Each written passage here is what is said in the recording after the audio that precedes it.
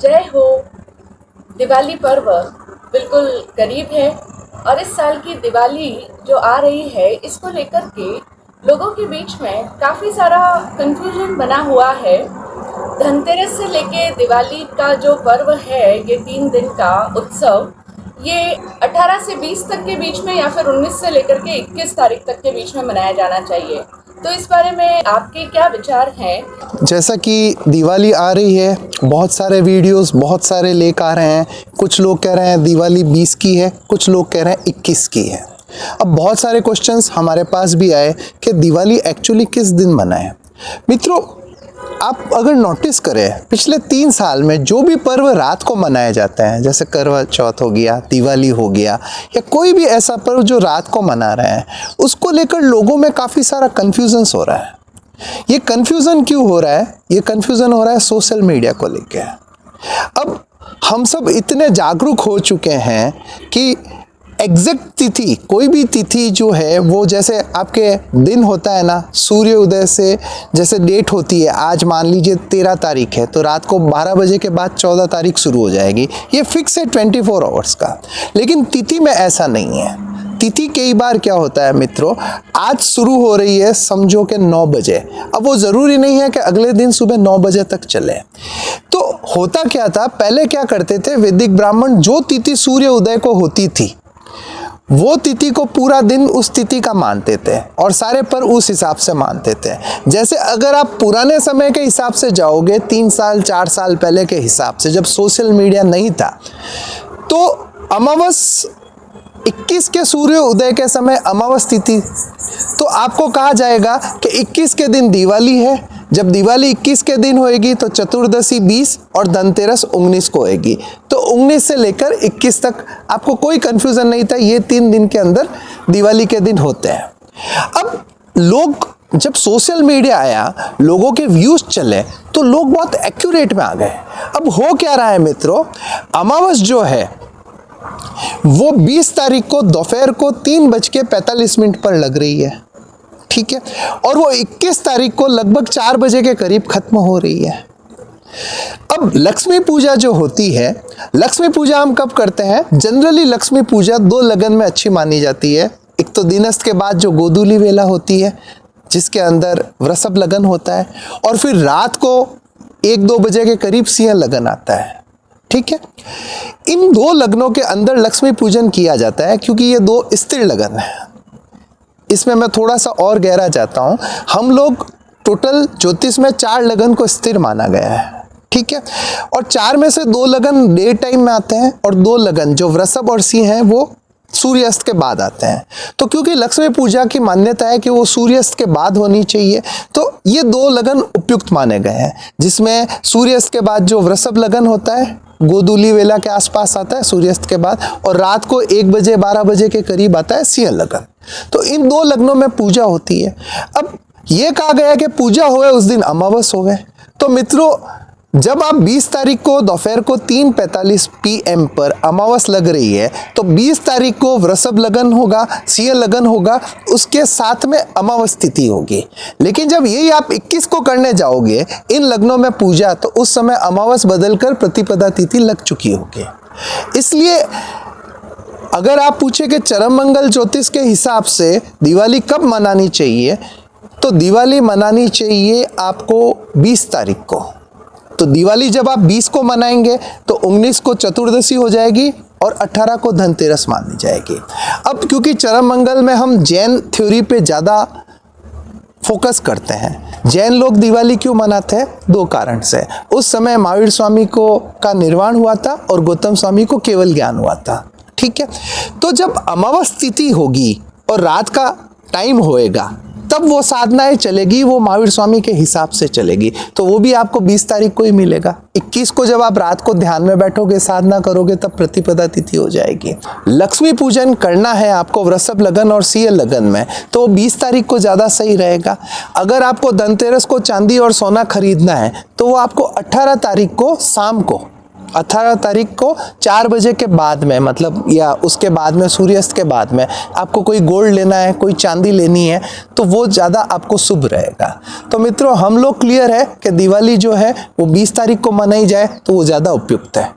जी, इसके बाद में प्रश्न उठता है कि 3 दिन बहुत विशेष कहे जाते हैं, तो इन दिनों में अगर एक व्यक्ति कोई साधना करना चाहता है अपनी भौतिक प्रगति के लिए भी और अपने आध्यात्मिक उन्नति के लिए भी, तो उसको किस प्रकार की साधना करनी चाहिए जिससे कि वो अपने लक्ष्य प्राप्ति सहज रूप से कर सके? जी मित्रों, ये 3 दिन क्यों इतने महत्वपूर्ण माने गए हैं? आप पहले ये समझे, अमावस को ज़्यादातर लोग शुभ नहीं मानते हैं। ज़्यादातर साधनाएं हमें सिखाई जाती है कि वो शुक्ल पक्ष में करो, पूनम के आसपास करो, वो ज़्यादा शुभ होती है। लेकिन पूरे साल के अंदर एक अमावस ये है जो दिवाली के दिन आती है। इस दिन क्या ऐसा है कि तंत्र वालों को कहा जाता है कि अपना तंत्र सिद्ध करो, मंत्र वालों को कहा जाता है कि अपना मंत्र सिद्ध करो, व्यापार वालों को कहा जाता है कि जाके पूजा करो, तुम्हारे व्यापार में वृद्धि होगी, साधक होता है उसे कहा जाता है कि साधना करो, तुम्हारी साधना सिद्ध होगी। ऐसा क्या है इन 3 दिनों में? तो आप गहरे में समझे तो ये 3 दिन के अंदर प्रकृति के अंदर एक सैचुरेशन होता है।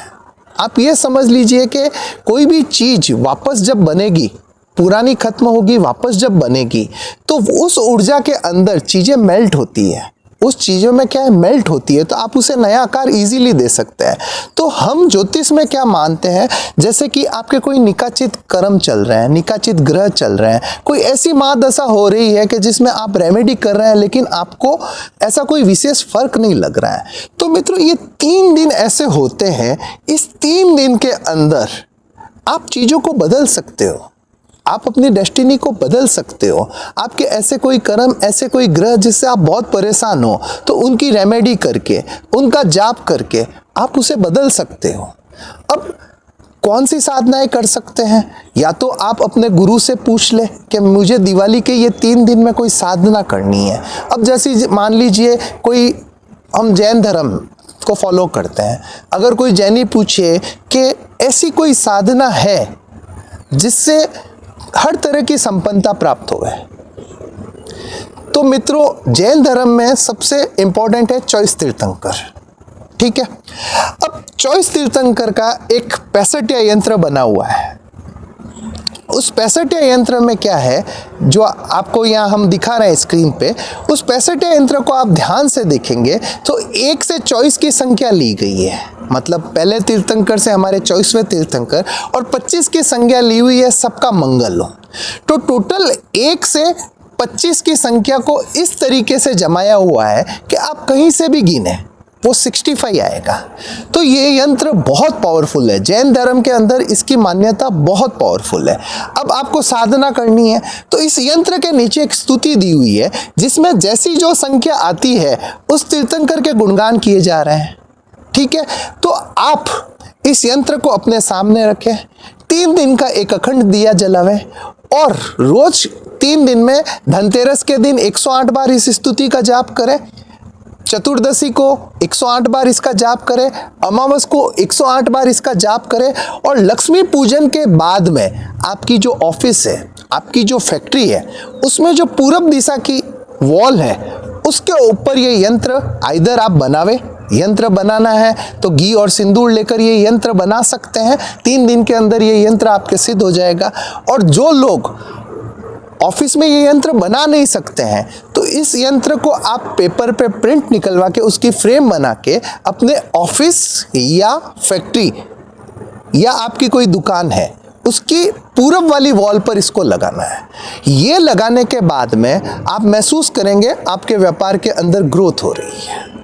लेकिन इसकी विधि क्या है, पूरब दिशा सम्मुख आपको रहना है।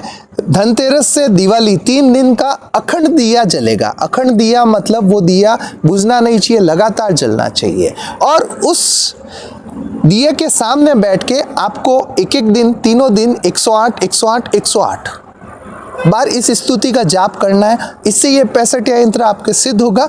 फिर ये 65 यंत्र आपको आइदर यंत्र बनावे, आइदर फ्रेम बनावे, अपनी शॉप में दिवाली की जो पूजा है उस पूजन के बाद में पूर्व की दीवार पर आप इसको लगा सकते हैं। तो ये जैन विधि के हिसाब से जो हम 65 यंत्र मानते हैं, ये हर तरह की संपन्नता देता है। आपको धन की संपन्नता देता है, आपको व्यापार की संपन्नता देता है, पारिवारिक प्रेम है, सारी हर तरीके से जो चीज़ें हैं उसकी आपको संपन्नता देता है। अब कोई व्यक्ति कहे कि मेरी हेल्थ बिल्कुल अच्छी नहीं रहती है, तो क्या मैं ऐसी कोई साधना कर सकता हूँ जिससे मेरी हेल्थ अच्छी हो? तो आप उवसग्रम की साधना कर सकते हैं। आइदर दिन में 108 बार आप उवसग्रम का जाप करें, या आइदर 3 दिन में 108 बार आप उवसग्रम का जाप करें। इससे हाथ को हेल्थ में इम्प्रूव मिलेगा, हेल्थ जो है आपकी वो अच्छी रहेगी। तो इस तरीके से आपका लक्ष्य क्या है, आपको कौन सी चीज़ें चाहिए, उस हिसाब से आपकी साधना डिसाइड होएगी। अब कुछ लोग हैं जिनका काफ़ी क्वेश्चन रहता है कि बच्चों की शादी नहीं हो रही है। तो मित्रों, जिन बच्चों की शादी नहीं हो रही है वो कुछ नहीं करे, एक सिंपल सी रेमेडी देता हूँ। कहीं पे भी अपने घर के आसपास कोई पीपल का पेड़ है तो 3 दिन तक रात को जाके वहाँ पे तेल का दिया जलाए। उस पेड़ के नीचे आप तेल का दीपक वहाँ जाके जलाए। 3 दिन रात को रोज ये करें। तो इससे क्या होगा, इससे आपके जो भी बाधाएं आ रही है, शनि राहु संबंधित जो बाधाएं आ रही है वो दूर होगी और आपके शादी के योग होने की चांसेस होंगे।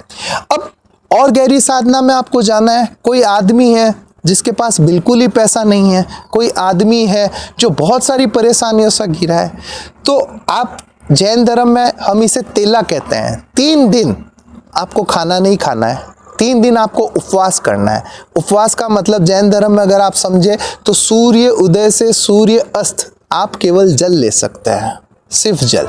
तो 3 दिन तक का आपको तेला करना है और उस तेले के साथ में आप कोई भी साधना करें वो यकीनन बहुत ही पावरफुली आपको फलित होएगी, बहुत ही पावरफुल रहता है। दिवाली का जो तेला होता है उससे आप अपने ग्रहों को काफ़ी हद तक बदल सकते हैं, काफ़ी हद तक बदल सकते हैं। अब बात ये रही कि कोई आदमी कहे कि मुझे आध्यात्मिक साधना करनी है तो वो दिवाली का तेला करे और ज़्यादा से ज़्यादा ध्यान में बैठे, क्योंकि ध्यान जो होता है वो जनरली क्या होता है कि आप नॉर्मल डेज में ध्यान करते हैं तो आपका ध्यान इतना सत्ता नहीं है।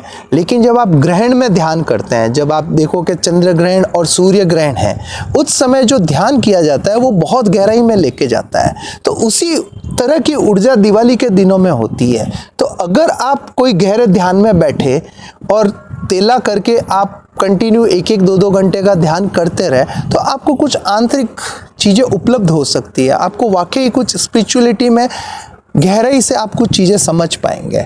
तो आप, अगर आपका दृष्टिकोण सांसारिक है तो सांसारिक साधना कीजिए, अगर आपका दृष्टिकोण आध्यात्मिक है तो आप तेला करके ध्यान पे जोड़ दीजिए।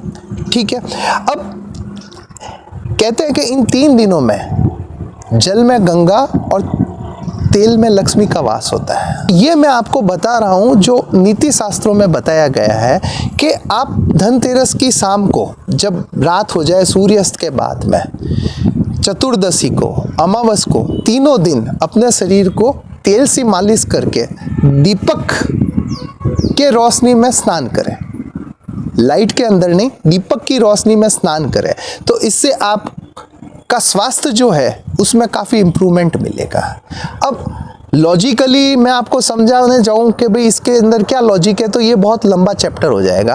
आपको क्या करना है, 3 दिन, दिवाली, चतुर्दशी और धनतेरस, इन 3 दिनों के अंदर आपको रात को जो ऑयल होता है, ऑयल से बॉडी को मसाज करना है और दीपक की रोशनी में आपको स्नान करना है।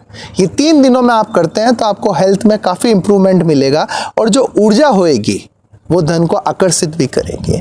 तो मित्रों, जो हमारी ये मान्यता है कि धनतेरस को कुछ चांदी या सोना लेने से धन अट्रैक्ट होता है, डेफिनेटली होता है। क्या लक्ष्मी पूजा करने से धन अट्रैक्ट होता है? डेफिनेटली होता है। तो लोगों का क्वेश्चन आता है कि वेस्टर्न कंट्रीज़ में तो कोई लक्ष्मी पूजा नहीं करते हैं तो उनका धन तो हमसे भी ज़्यादा बढ़ रहा है।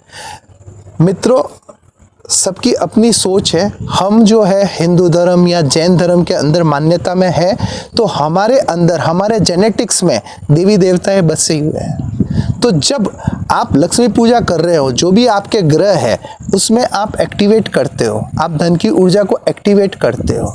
और बेसिकली एक चीज़ समझिएगा, वेस्टर्न में जो देवी देवताओं को नहीं मानते हैं और जो ईस्टर्न कल्चर है जहां हम देवी देवताओं को मानते हैं, इन दोनों के बेसिक एक फ़र्क को समझो। महत्वपूर्ण पैसा नहीं है, महत्वपूर्ण है कि वो पैसा जो संचित हो रहा है वो वापस हमारे कर्म बंधन का कारक नहीं बने। जो पैसा हमारे पास आ रहा है वो ऐसी जगह नहीं जाए जिससे हमारा कर्म का बंधन हो। हम लक्ष्मी की पूजा इसलिए नहीं करते हैं कि हमें धन ही धन चाहिए, हम लक्ष्मी की पूजा इसलिए कर रहे हैं कि हमें धन तो चाहिए, लेकिन जो वो धन है जो संचय होगा और वापस जहाँ व्यय हो रहा है वो हमारे कर्मों के बंधन का कारक नहीं हो, इसलिए लक्ष्मी पूजा की जाती है। तो महत्वपूर्ण ये नहीं है कि हम जो लक्ष्मी पूजा नहीं करते उनके पास में ज़्यादा धन है। जो भी हिंदू धर्म और जैन धर्म की आकृति है वो ये सोच के बनाई गई है, हमारे जो ऋषियों ने जो भी रिचुअल्स बनाए वो ये सोच के बनाए हैं कि व्यक्ति ये चीज़ अर्जन तो करे, क्योंकि संसार में रहेगा तो धन तो आवश्यक है, लेकिन वो धन जो हमारे पास आ रहा है जब वो कहीं हम इन्वेस्ट करें, खर्च करें, तो वो हमारे पाप कर्मों का बंधन नहीं करे। इसके लिए लॉजिकली लक्ष्मी पूजा बनाई गई है। तो मित्रों, इस तरीके से हमने समझा कि 18, 19, 20 धनतेरस से जो दिवाली है वो कितनी इम्पॉर्टेंट है। धनतेरस आप कोई भी नई चीज़ का मुहूर्त कर सकते हो। इसमें जो चतुर्दशी है वो ज़्यादातर आपके शरीर और हेल्थ से जुड़ी हुई है। दिवाली जो है वो ज़्यादातर लक्ष्मी पूजन से कनेक्टेड होती है। तो इस तरीके से इन 3 दिनों के अंदर जो आपकी इच्छित लक्ष्य है, भले वो साधना हो, भले वो सांसारिक सिद्धियाँ हो, जो भी हो, वो आप उसको करके, वो साधनाएं करके, वो मंत्र जाप करके, वो पूजा करके आप अपनी दिवाली को सफल बना सकते हो। धन्यवाद।